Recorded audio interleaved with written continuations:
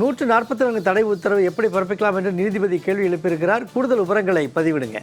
மாவட்டம் திருப்பரங்குன்றத்தில் இருக்கக்கூடிய மலை உச்சியில் தீபம் ஏற்றுவது தொடர்பான சென்னை உயர்நீதிமன்ற மதுரை அமர்வாக தனி நீதிபதியான ஜி.ஆர். சுவாமிநாதன் பிறப்பித்த உத்தரவை நிறைவேற்றாததை எதிர்த்து தொடரப்பட்ட நீதிமன்ற அவமதிப்பு வழக்கில் மாவட்ட ஆட்சியர், மாநகர காவல் ஆணையர் லோகநாதன், மாநகர காவல் வடக்கு துணை ஆணையர் மற்றும் கோவில் செயல் அலுவலர் உள்ளிட்டோர் இன்று நேரில் அந்த வழக்கு தொடர்பாக ஆஜராகினர்.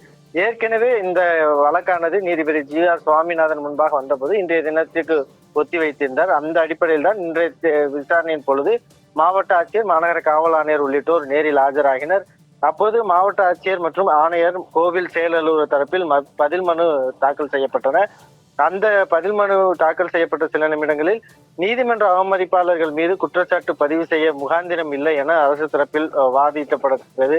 இந்த நிலையில் மாவட்ட ஆட்சியர் தரப்பில் தாக்கல் செய்யப்பட்ட அந்த பதில் மனுவில் நீதிமன்ற அப்போது இருந்த சூழலை கருத்தில் கொண்டே 144 தடை உத்தரவு பிறப்பிக்கப்பட்டது எனவும், சட்ட அமைதியை கருத்தில் கொண்டே இந்த உத்தரவு பிறப்பிக்கப்பட்டது. நிபந்தனையற்ற மன்னிப்பு கோருகிறேன்.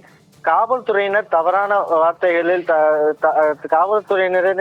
வார்த்தைகளில் தாக்கி பேருகாடுகளை தூக்கி எறிந்து பிரச்சனை செய்தனர் எனவும், பக்தர்கள் பொதுமக்கள் பாதிக்கப்படக்கூடாது என்பதற்காகவே 144 தடை உத்தரவு போடப்பட்டது. மேலும் மத கலவரம் ஏற்படும் சூழல் இருந்ததாக தகவல் கிடைக்கப்பெற்றது எனவும் மாவட்ட ஆட்சியர் தரப்பிலான அந்த பதில் மனுவில் கூறப்பட்டிருந்தது. இதனை அடுத்தாக இந்த வழக்கில் மார்ச் 2 நீதிபதி அவர்கள் ஒத்திவைத்தார்கள். இந்த நிலையில்தான் அடுத்த கட்ட விசாரணையின் பொழுது ஆட்சியர் மட்டும் ஆஜராக வேண்டும், காவல் ஆணையர், துணை ஆணையர், செயல் அலுவலர் ஆஜராக தேவையில்லை என நீதிபதி குறிப்பிட்டார்கள். மேலும் இந்த அடுத்த விசாரணையின் பொழுது ஆஜராக கூறக்கூடிய ஒரு சூழலில் இந்த மதுரை மாநகர காவல் ஆணையாளர், துணை ஆணையர், அதே போன்று கோவில் செயலாளர் கூடிய எல்லோரையும் மன்னிக்கலாம். ஆனால் 144 தடை உத்தரவு போட்ட மாவட்ட ஆட்சியரை எப்படி மன்னிக்கலாம் எனவும் நீதிபதி ஜி.ஆர். சுவாமிநாதன் கேள்வி எழுப்பியிருக்கிறார்கள். அதே போன்று திருப்பரங்குன்றம் வழக்கில் பொறுத்த மட்டிலும் தர்கா நிர்வாகம் மற்றும் மற்ற எதிர்மனுதாரர்கள் எல்லாம் மேல்முறையீடு சென்றது கூட ஏற்றுக்கொள்ளலாம். ஆனால் கோவில் செயல் அலுவலர் மேல்முறையீடு சென்றதை எப்படி ஏற்றுக்கொள்ள முடியும் எனவும் கூட நீதிபதிகள் கேள்வி எழுப்பியிருக்கிறார்கள்.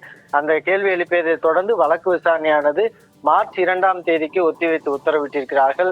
இந்த நீதிமன்ற அவமதிப்பு வழக்கை பொறுத்த மட்டிலும் மாவட்ட ஆட்சியர் 144 தடை உத்தரவு பிறப்பித்ததை ஏற்றுக்கொள்ள இயலாது எனவும் கூட எப்படி மன்னிக்கலாம் எனவும் கூட நீதிபதிகள் கேள்வி எழுப்பியிருக்கிறார்கள். தொடர்ச்சியாக வரக்கூடிய அந்த 2 அந்த நீதிமன்ற அவமதிப்பு வழக்கில் மாவட்ட ஆட்சியர் மற்றும் நேரில் ஆஜராக வேண்டும் எனவும் கூட நீதிபதி அவர்கள் குறிப்பிட்டிருக்கிறார்கள். சண்முகவேல், கூடுதல் விவரங்களை வழங்கியமைக்கு நன்றி சல்மான்.